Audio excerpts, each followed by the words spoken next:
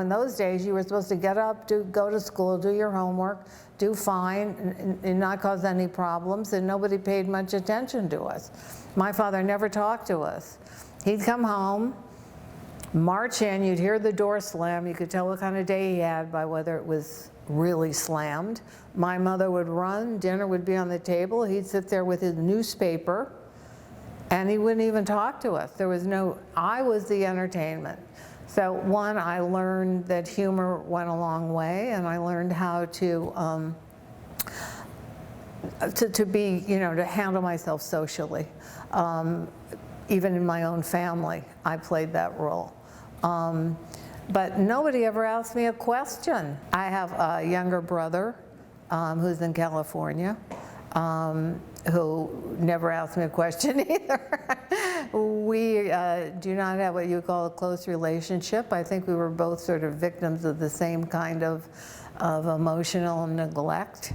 That if you come from a family that isn't what you would call a happy family. However, the circumstances of my life, and all of this went into my first novel.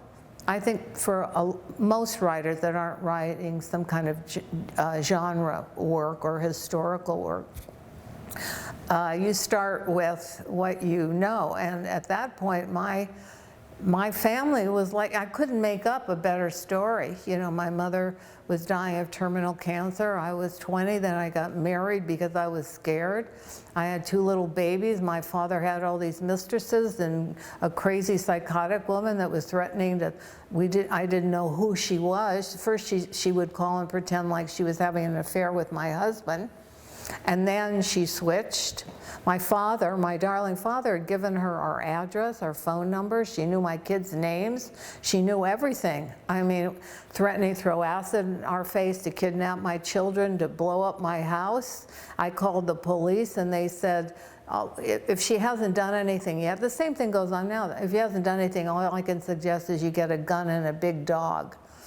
And I remember my former husband bought a little gun. We went to Palm Springs, and the Palm Springs is in old Palm Springs, which was wonderful. It's all been ruined now, to shoot in the desert.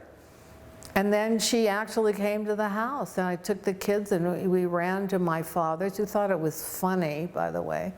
So in the novel, I mean, there's a big climax. Everything in the novel is basically true, except I didn't actually kill anybody.